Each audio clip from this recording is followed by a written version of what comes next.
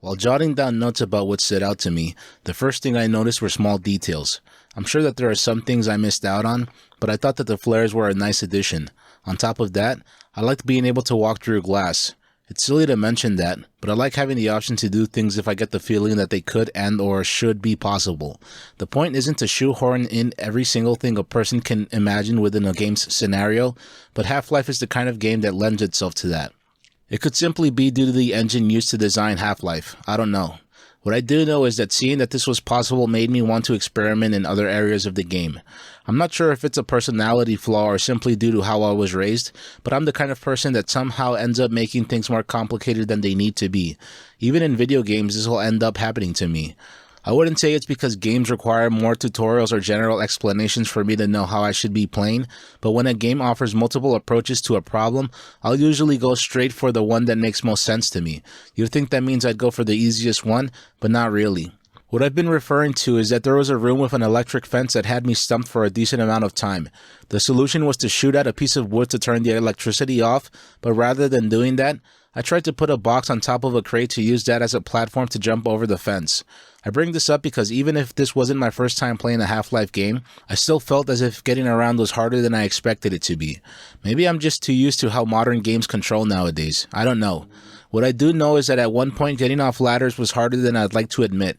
I realize that this is a small issue to bring up and it probably says more about me than it does of the game, but multiple small moments such as this one and the electric fence puzzle left me feeling stumped. It's funny I say that because even if I did have a bit of trouble getting around areas that required precise thinking and simple maneuvering, one of my favorite parts of Black Mesa was the platforming. With this being a first-person shooter, you'd think that platforming would feel out of place here, but it didn't. What I liked was that it wasn't too complex, and it also managed to keep me entertained.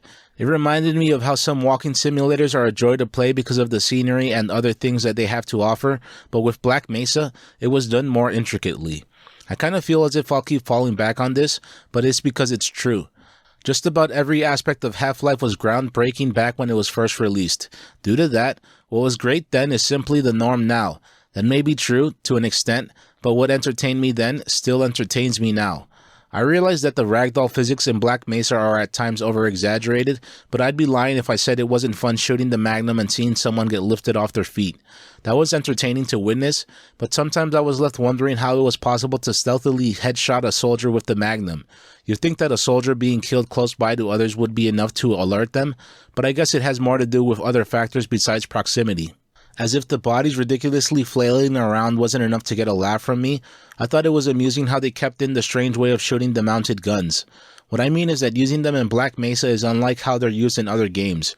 You'd normally expect for things to change and maybe zoom into the machine gun as you're using it, but instead, you end up with a view that's a bit further than you'd expect. On top of that, the machine gun turns while you don't. Maybe I'm just easily entertained, but that got a chuckle out of me, especially during hectic battles. The soldiers are actively trying to avoid your machine gun fire, but with how things come off, it's as if you're as still as a statue. It might be triggering to bring up walking simulators while discussing a Half-Life game, but it's because there were moments where I saw similarities between both. At times I thought it was nice being able to go from one place to another without having to worry about enemies. I know how out of place that may sound, especially since it's in regards to a first-person shooting game, but as I mentioned, sometimes the platforming sections were enough to keep me entertained. I'm not trying to say that I thought combat was annoying to deal with, but there definitely were certain enemies that made me wish I didn't have to deal with them at all. In general, I like dealing with what can be considered general enemies: soldiers, the crabs, zombies, and the vortigaunts. A few I didn't like were the bull squids, the water monster, and the tentacle found in the blast pit. Two of those were easily avoidable, but even if my time with them wasn't long at all, I didn't look forward to them because they're anxiety-inducing. The tentacle is loud, aggressive, and can quickly kill you. The water monster wasn't as bad as the rest, but I guess it's more due to my dislike of having to be underwater in games, especially when enemies are around. That probably shouldn't be on your mind when playing a game, but it's still something that comes up every once in a while. I mentioned that I disliked having to deal with the tentacle in the blast pit, but playing through Black Mesa made me realize that my memories with this chapter were hazier than I thought they were. What I mean is that I remembered it being much harder back then. It could be because I was younger and I'm now more experienced, but it didn't take long to maneuver around them. Thanks to the grenades that were made available, it was easy to chuck a few in the right direction and hop into the correct door. My experience with the tentacle in this chapter in general reminded me of my playthroughs of Resident Evil 7. Even if it's a game that I've played multiple times, I still find it hard not to be a little scared when around certain areas, such as the basement when the lights are off.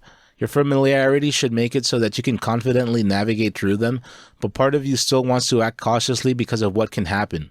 It was easy for me to avoid taking damage by approaching the tentacle in the way that I did, but one wrong move or moment of hesitation would have easily cost me a lot of health, or I'd be forced to repeat this section if I were killed. I realize that I'm probably overanalyzing this, but it's what I had in mind while playing through the chapter. It's not the most memorable chapter in the game, but it still managed to stand out because of what's central to it. Blast Pit is one of my least liked chapters of Half-Life, among one or two more, but at the same time, there are others that stand out for good reasons. I guess it depends on what you favor as a gamer, but seeing as how this is the remastered version of Half-Life, I went into it expecting high-quality graphics. I wasn't expecting a next-gen experience, but at the very least I expected something that was more visually impressive than the original version of Half-Life. In particular, I really enjoyed On a Rail for this reason. Its tunnels could at times be confusing to navigate, seeing as how it was occasionally difficult to orient yourself thanks to the overall sameness of the environment, but the reflective water found within it really stood out to me. It reminds me of how it's sometimes easy to take great-looking pictures during a rainy night.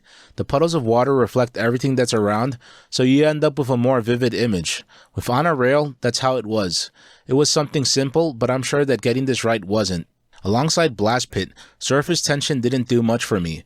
The fights with the soldiers keep you busy, but for the most part, I think my disinterest for it is more due to its usage of big open spaces. It starts to get better the further you get away from the dam, but I didn't like having to deal with what felt more like fluff. I realized that the complaint should be directed towards Valve, seeing as how they're responsible for the original, but with how certain parts of Black Mesa came off, especially Zen, it was clear to me that the devs knew when to rework something that wasn't as well delivered in the original Half-Life. It's possible that doing so would have greatly altered the original experience, or it could be due to something else, but I still keep thinking about how this was done in Zen. Part of me wants to say that a lot went into reworking Zen because in the eyes of some, it was an unfinished experience, so it's not as if Black Mesa's devs were crossing a line by doing so. I'm just speculating based on what I think, so it's possible that I really don't know what I'm talking about. On the topic of Zen, I think it's great when games teach you what to do or what to avoid without forcing you to go through a tutorial. You could say that Half-Life as a whole is like that, because there definitely were areas all over the game where this is seen, but where this most stood out to me was on Zen.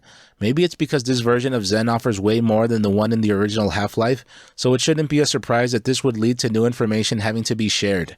I'm pretty sure that it was a short while into Zen when you see that an enemy walks by a plant that's then killed by it.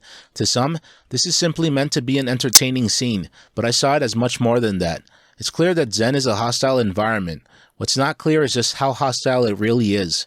To see a plant killing an enemy that you've previously encountered numerous times, it's clear that they're not meant to be taken lightly. I realize that this is a video game, but imagine being in a place where the plants are hostile to the point where they're going out of their way to act aggressively. I'm sure that there are plenty of poisonous and aggressive plants somewhere on Earth, but there's a big difference between a plant being dangerous to eat versus one that's physically aggressive. It made me wonder what else would I be encountering on Zen, and that forced me to stay alert. Even if it's clear that Zen is remastered to the point where it's damn near unrecognizable from the original version, I could eventually see why it seemed the most different when compared to everything else in Black Mesa. Despite being a fan of the original Half-Life, it's clear that it's not without its flaws. How Zen initially turned out is definitely one that a great number of people latch onto.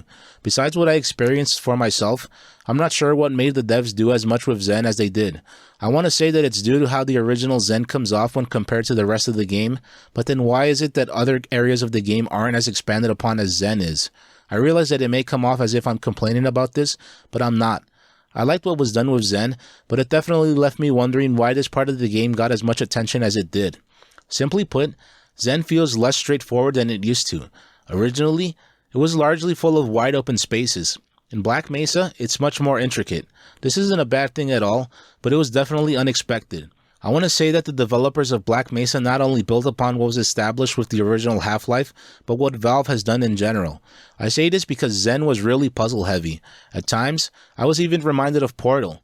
Not only am I reminded of Portal, but some of these gravity-based puzzles reminded me of Half-Life 2. I'm sure that others feel different about this, but I think it's great that Black Mesa was more than just a revamped Half-Life. Even during these later sections of the game, I was still being shown how to play. It makes sense, seeing as how this would be completely new to even the most veteran Half-Life players. I'm sure that some gamers out there intuitively knew what to do, but at times I was left feeling stumped.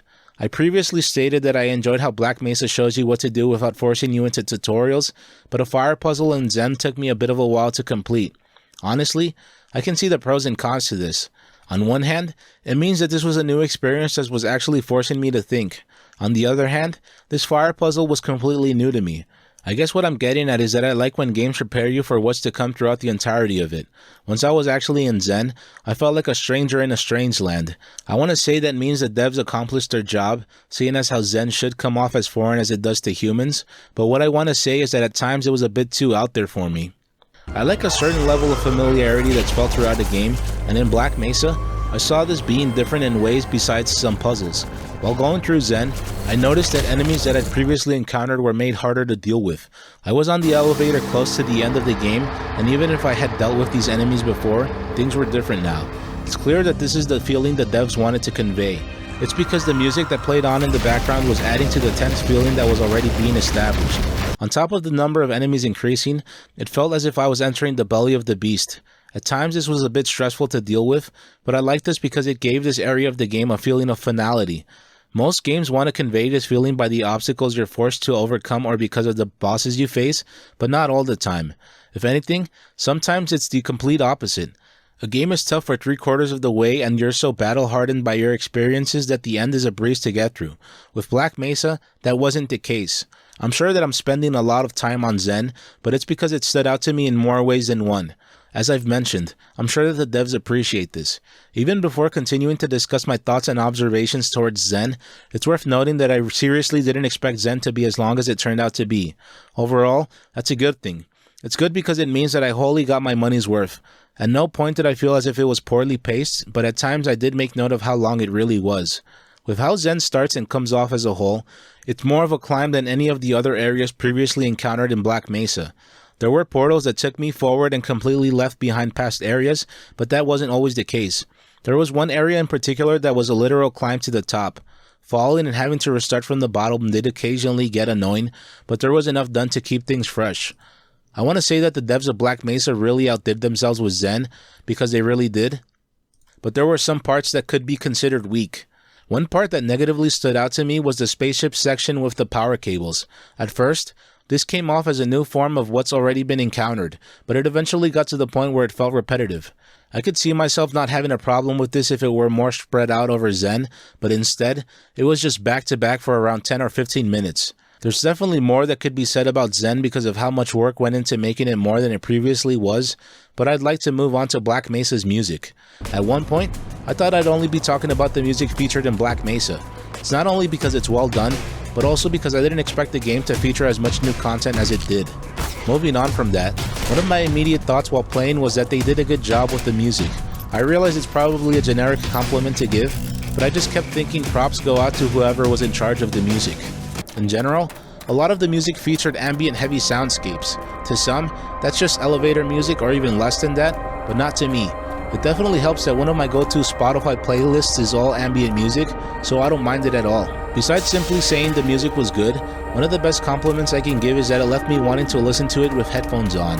This is usually the case for horror games that are atmospheric, and that's how Black Mesa may come off to some, but in this case, it was simply to get a better listening experience. When it comes to using music in a game or just about any medium, there are different ways to approach things. Personally, I like when music matches with what's happening on screen. This was definitely noticeable towards the end of the game, especially during a boss fight with a weird creature. What I liked was that it was menacing and added weight to the encounter, but it was also very atmospheric. It was to the point where you felt engulfed by it, and it took things to the next level. This was especially seen with something as simple as putting emphasis on the howling wind during certain situations.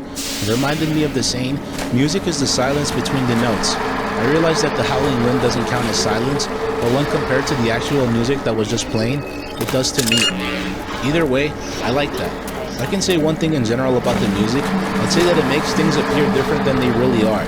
What I mean is that the ethereal music and at times avatar-like appearance of remade Zen made it come off as more peaceful than it really was. I wouldn't say that's the case during all parts of Zen, but it happened enough times to where it made an impression. I want to say that writing about Black Mesa was both easy and hard. Enough in it stood out to me, but at the same time, I wasn't sure if my memories of the original Half-Life would get in the way. It also doesn't help that the Half-Life series is one of the most revered series of games out there. Since I have so many games I want to play, I regularly go through them based on how long it should take me to beat them. Sometimes that's not always the case, simply because I just happen to take longer than I expected, and that's how it was with Black Mesa. I wouldn't say that's a bad thing at all. If anything, this is good because Black Mesa offered what was present in the original, but it just feels more fleshed out and taken to the next level. I'm sure that it may sound wrong to some and maybe even unfair, seeing as how Black Mesa is more modern, but even with that out of the picture, it's just a really good game. One of the best compliments I can give Black Mesa is that it reminded me of the Resident Evil 1 remake. It's because that remake is how I feel most, if not all, remakes should be. What I'm getting at is that even if Black Mesa is really good, I wouldn't go so far as to say that it replaces the original. Rather than doing that, I'd say that it's simply joining the family. There are clear differences between both games, and I can see some favoring Black Mesa over the original Half-Life, but I'd say that depends on what you want out of games. Another thing that I can say that specifically refers to remakes is that at no point was I left wanting to play the original. Don't get me wrong, I would eventually like to replay the original because I have a lot of memories of it, but what I mean is that Black Mesa stands on its own as a remake and as a game. What it made me want to do was replay Opposing Force and get on to finally playing episodes 1 and 2 of Half-Life 2. It's because Opposing Force had more of an impact on me than the original Half-Life, and as long as I've yet to play those remaining Half-Life 2 episodes, it's as if the games are frozen in time for me. Alongside having enjoyed Black Mesa simply because it's a great game, I like that it got me to re-experience a part of my childhood. I don't remember the last time I played Half-Life from start to finish, so being able to do that after however long it's been definitely elevated my experience with this game. If it's not clear by this point, I definitely recommend Black Mesa. At the time of this writing, September 22nd, 2021, it's currently $19.99, and its historical low was previously $4.99. At both prices, you're getting a hell of a deal. If you enjoyed this content, please feel free to like, comment, subscribe, and share. Thank you very much for watching.